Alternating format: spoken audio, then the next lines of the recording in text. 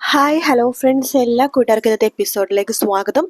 അങ്ങനെ നമ്മുടെ രചന വളരെ അഹങ്കാരത്തോടു കൂടി കയറി വരുവാണ്. പൂജാരി ചോദിക്കുന്നുണ്ട്, പൂജാരി അത് ഈ പൂജ നടത്തേണ്ടത് ശരിക്കും പെറ്റമ്മയാണോ അതോ വളർത്തമ്മയാണോ എന്ന് ചോദിക്കുമ്പോൾ പൂജാരി പറയുന്നുണ്ട്, പെറ്റമ്മ, അതായത് കുഞ്ഞിനെ പ്രസവിച്ചത് ആരാണോ അവരാണ് ഈ പൂജ കുഞ്ഞിന് വേണ്ടി നടത്തേണ്ടത്.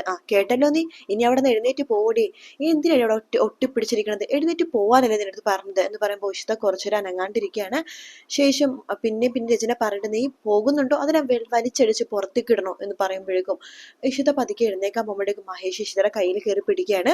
എഴുന്നേറ്റ് പോവണ്ട എന്നിങ്ങനെ പറഞ്ഞിട്ട് കയ്യിലിങ്ങനെ ബലത്തിൽ ഇങ്ങനെ കയറി പിടിക്കുക കേട്ടോ. പക്ഷെ ഇഷിതക്ക് എഴുന്നേറ്റ് പോവാതിരിക്കാൻ പറ്റുന്നില്ല. ഇഷിത പതുക്കെ മഹേഷിന്റെ കൈ ഇങ്ങനെ മാറ്റിയിട്ട് എഴുന്നേറ്റിട്ട് അവിടെ പോയി നിൽക്കുക കേട്ടോ. ഇഷിത കരഞ്ഞുകൊണ്ടാണ് നിൽക്കുന്നത്. ആ സമയത്ത് മഹേഷ് അവിടെ നിന്ന് എഴുന്നേക്കുന്നുണ്ട്. പൂജ നടത്തണ്ട എന്ന രീതിയിൽ അവിടെ നിന്ന് എഴുന്നേക്കുക കേട്ടോ.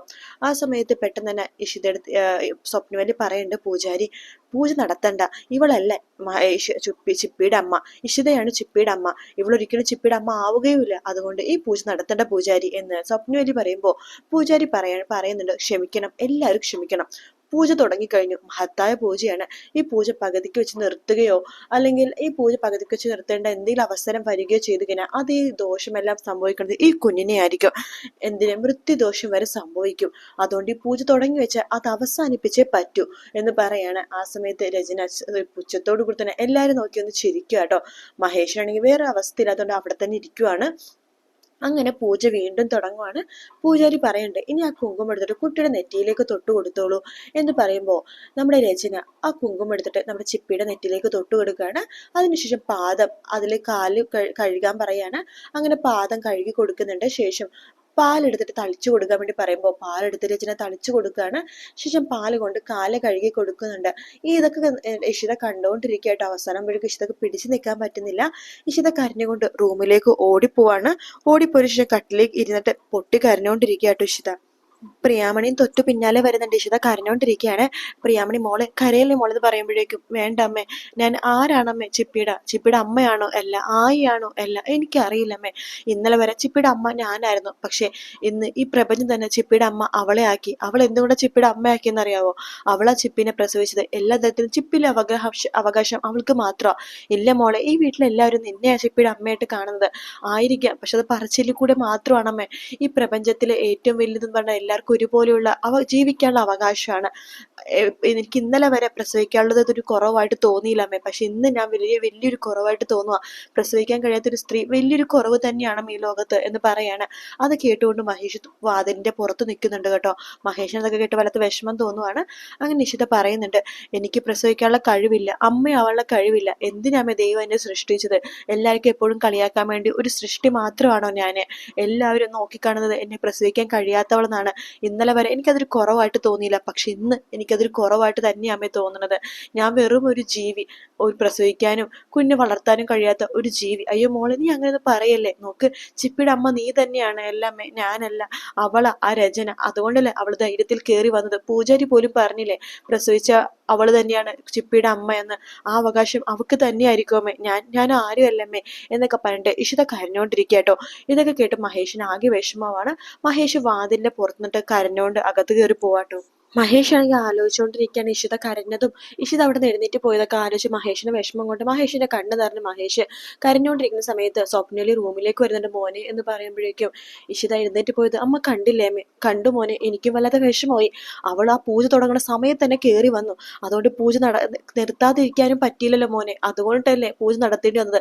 അല്ലെങ്കിൽ അലവരാതി ഇവിടുന്ന് ജീവനോടെ പോവില്ലായിരുന്നു എന്ന് പറയാണ് ഇഷിത. പാവമല്ലേ അമ്മേ, അവള് എല്ലാവർക്കും വേണ്ടി സ്നേഹത്തോടു കൂടി ജീവിക്കുന്ന ഒരു സ്ത്രീയാണ് അവള്, എന്റെ ഭാര്യയാണ് അവള്, എന്റെ കുഞ്ഞുങ്ങളുടെ അമ്മ അവളാണ്. അവളുടെ പരിഹാസം കേൾക്കാതെ എനിക്ക് ജീവിക്കാൻ പറ്റില്ല അമ്മ എന്ന് പറയുമ്പോൾ, മോന്റെ വിഷമം എനിക്ക് മനസ്സിലാവുന്നുണ്ട്. അതിന് കാരണം ഒന്നേ ഉള്ളൂ, നീ അവളെ ഒരുപാട് സ്നേഹിക്കുന്നുണ്ട്. ഇഷിതനെ നീ ഒത്തിരി സ്നേഹിക്കുന്നുണ്ട് മോനെ, അതെനിക്ക് നന്നായിട്ട് മനസ്സിലാവുന്നുണ്ട്. ആ രചന, അവളെ ഞാൻ വെച്ചിട്ടുണ്ട് എന്ന് പറയാണ്. അവൾക്ക് എന്തിലൊക്കെ ഒരു പരിഹാരം കൊടുക്കണോ അമ്മേ? ഇഷിത അത്രമാത്രം വേദനിക്കുന്നുണ്ട്. അവൾക്ക് ചിപ്പിയുടെ അമ്മാസ്ഥാനം അവക്ക് തന്നെ കൊടുക്കണം എന്ന് പറയുമ്പോൾ സ്വപ്നവല്ലി പറയണ്ട്, അതേ മോനെ, ചിപ്പി എപ്പോഴും എൻ്റെ അമ്മ എന്ന് ഇഷിതനെ നോക്കി പറയുമ്പോൾ ആ വിളിയിൽ ആ ഒരു സ്നേഹം നീ കണ്ടിട്ടില്ലേ? രചനയ്ക്ക് ഒരിക്കലും അവൾ ആ സ്നേഹം കൊടുത്തിട്ടില്ല. രചന ഒരിക്കലും അവൾ അമ്മയെന്ന് വിളിക്കില്ല മോനെ എന്ന് പറയാണ്. അതെ അമ്മേ, അതെനിക്ക് നന്നായിട്ട് അറിയാം. പക്ഷെ ഈ പ്രാവശ്യം ഈ ദിവസം ഇഷിത ജയിക്കണം. ഇവിടെ ഇഷിത ജയിച്ചേ പറ്റൂ. അതിനെന്തിനും വഴിയുണ്ടോന്ന് ഞാൻ നോക്കണത്. മോൻ ആലോചിക്ക്. അവളെ ഇപ്പൊ ജയിപ്പിക്കാൻ പറ്റുന്ന എന്തിനും വഴിയുണ്ടെന്ന് മോൻ ശരിക്കും ആലോചിക്ക് എന്ന് പറഞ്ഞിട്ട് സ്വപ്നമല്ലേ അവിടെ നിന്ന് പോവാണ്. നമ്മുടെ രചനനെ അവിടെ തോൽപ്പിക്കാനും ഇഷിതനെ ജയിപ്പിക്കാനും എന്തെങ്കിലും വഴിയുണ്ടെന്ന് മഹേഷ് ഇങ്ങനെ ആലോചിക്കുവാട്ടോ. ഇഷിത കരഞ്ഞുകൊണ്ടിരിക്കുന്ന സമയത്ത് ഇഷിതയുടെ ചുറ്റും സ്വപ്നവല്ലിയും രാമനാഥനും മാഷും അതുപോലെ തന്നെ ചിപ്പിയും പ്രിയാമണയൊക്കെ ഇങ്ങനെ നിൽക്കുവാട്ടോ. സ്വപ്നവല്ലി പറയണ്ട്, എന്റെ മോളെ, നീ എന്തിനാ ഇങ്ങനെ കരയണത്? നോക്ക്, അവൾക്ക് ആരെങ്കിലും ഇവിടെ ചിപ്പിയുടെ അമ്മയുടെ സ്ഥാനം കൊടുക്കുന്നുണ്ടോ? ചിപ്പിയുടെ അമ്മ നീയാണ് എന്ന് പറയാണ്. പ്രിയാമണി പറഞ്ഞ, മോളെ നീ എന്താ ഇങ്ങനെ? ചിപ്പി നിന്നെയല്ല അമ്മയെന്ന് വിളിക്കണം, നീ തന്നെ ചിപ്പിയുടെ അമ്മ എന്ന് പറയുമ്പോഴേക്കും മാഷ് പറഞ്ഞ, മോളെ, അവളായിരിക്കും ചിപ്പിനെ പ്രസവിച്ചത്. പ്രകാരം അവൾ തന്നെയാ ചിപ്പിയുടെ അമ്മ. പക്ഷെ ശരിക്കും പറഞ്ഞാൽ നീ പറയാറില്ലേ മോളെ, കണ്ണന്റെ യശോദ നീയാണെന്ന്. ആ സ്ഥലത്ത് നീ എന്തിനിങ്ങനെ ഈ സമയത്ത് ഇങ്ങനെ പൊട്ടിക്കരയണത്? എല്ലാത്തിലും നല്ല ധൈര്യമുള്ളതല്ലേ എൻ്റെ മോൾക്ക്.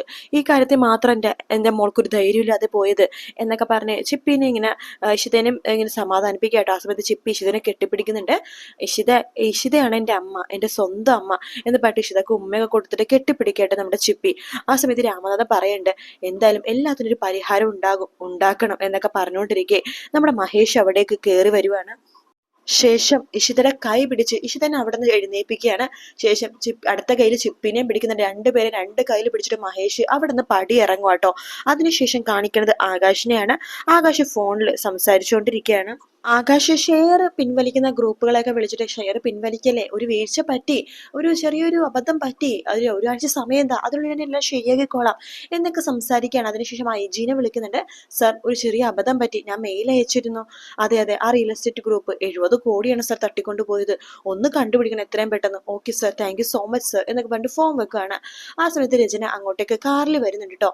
രചന കാറിൽ നിന്ന് ഭയങ്കര സന്തോഷത്തിലാണ് ഇറങ്ങി വരുന്നത്. ആഹാ, താൻ എത്തിയോ, വാ ഇവിടെ ഇരിക്കുക എന്ന് പറയാണ്. അതെ, റിയൽ എസ്റ്റേറ്റ് ഗ്രൂപ്പിനെ എത്രയും പെട്ടെന്ന് കണ്ടുപിടിക്കുന്ന IG പറഞ്ഞത്. ചിലപ്പോൾ ഒരാഴ്ചക്കുള്ളിൽ കണ്ടുപിടിക്കും. ഒരാഴ്ച കഴിഞ്ഞ് നമ്മുടെ ജീവിതം പഴയ പോലെ തന്നെ ആവോടോ. അല്ല, താൻ പോയിട്ട് എന്തായി പറഞ്ഞു. ഞാൻ പോയിട്ട് വളരെ സൂപ്പറായിരുന്നു ആകാശ്. മഹേഷിനും ഇഷിതക്കൊക്കെ നല്ല തിരിച്ചടി ഞാൻ കൊടുത്തു. അവിടെ പോയപ്പോഴേക്കും പൂജ ആരംഭിച്ചു കഴിഞ്ഞായിരുന്നു. അമ്മയുടെ സ്ഥാനത്തുള്ള പീഠത്തിൽ അവള് കയറി നെളിഞ്ഞിരിക്കുക. പൂജ എന്താന്ന് പോലും അറിയാതെ ഞാൻ പൂജാരി ചോദിച്ചു, പൂജ ചെയ്യാനുള്ള അവകാശം ആർക്കാന്ന്. പൂജാരി പറഞ്ഞു, പെറ്റമ്മക്കാണ് അവകാശമെന്ന്.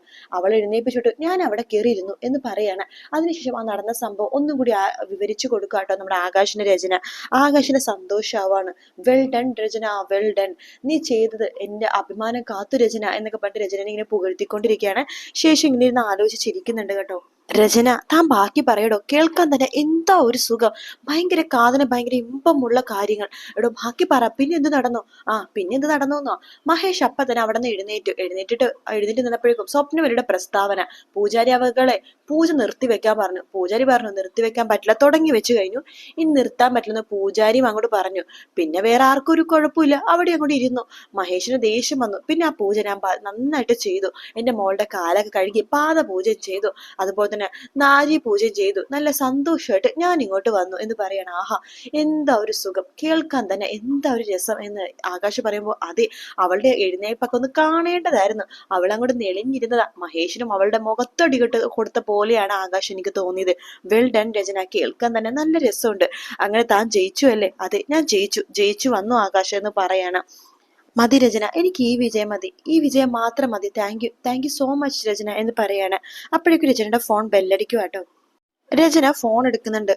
അതിനുശേഷം എന്തൊക്കെയോ സംസാരിക്കുന്നുണ്ട്. ഫോൺ കട്ട് ചെയ്യാണ്. ആകാശ് ചോദിക്കണ്ടേ എന്താ രചന ചോദിക്കുമ്പോൾ രചന ആകാശിന്റെ ചെവിയിൽ പറഞ്ഞു കൊടുക്കാട്ടോ. താൻ ടെൻഷൻ ആവലോട്ടോ, താൻ പോയിട്ട് വാ, താൻ പോയിട്ട് ജയിച്ചിട്ട് വാടോ, തനിക്ക് ജയിക്കാൻ പറ്റും ഈ കാര്യത്തിൽ. ഓക്കെ ആകാശ്, ഞാൻ പോയിട്ട് വരാം എന്ന് പറഞ്ഞിട്ട് അപ്പൊ തന്നെ രചന വേഗം കാറിലേക്ക് കയറിയിട്ട് പുറപ്പെടുവാട്ടോ. പിന്നീട് കാണിക്കുന്നത് ഒരു അമ്പലമാണ്. ആ അമ്പലത്തില് നമ്മുടെ മഹേഷ് ഇഷിതേനെയും അതുപോലെ തന്നെ ചിപ്പിനെയും കൊണ്ട് വന്നിരിക്കാട്ടോ. അമ്പലത്തിൽ എത്തുമ്പോ തന്നെ പൂജാരി ചിരിച്ചുകൊണ്ട് മഹേഷിനെ നോക്കാണ്. മഹേഷിന്റെ കൂടെ തന്നെ ചിപ്പിയും അതുപോലെ തന്നെ ഇഷിതയും കൂടി ഇറങ്ങുന്നുണ്ട് കാറിൽ നിന്ന്. ഇഷിതയ്ക്ക് എന്താ ചെയ്യേണ്ടതെന്ന് മനസ്സിലാവുന്നില്ല. ഇഷിത ഇങ്ങനെ ആകെ ഞെട്ടി നിൽക്കുന്ന ഭാഗത്തോട് കൂടിയിട്ടാണ് ഇന്നത്തെ എപ്പിസോഡ് തീരുന്നത്. പിന്നെ അടുത്ത ആഴ്ചത്തെ പ്രൊമോയിൽ കാണിക്കുന്നത് മഹേഷ് ആണെങ്കിൽ ആ അമ്പലത്തിൽ വെച്ചിട്ട് വീണ്ടും പൂജ നടത്തുവാട്ടോ. ഇഷിതേനെയും ചിപ്പിനെയും അവിടെ ഇരുത്തുന്നുണ്ട്. ശേഷം വീണ്ടും ആ പൂജ നടത്തുവാണ്. ഇഷിതയാണ് പൂജയും കാര്യങ്ങളൊക്കെ ചെയ്യണത്. ഇഷിതയ്ക്ക് ഭയങ്കര സന്തോഷമാവാട്ടോ. ആദ്യം വീട്ടിലെത്തിയിട്ട് നമ്മുടെ രചനയുടെ പറഞ്ഞ അമ്മ എങ്ങനെയെങ്കിലും ചിപ്പിനെ സ്വന്തമാക്കണമെന്ന് പറയാണ്.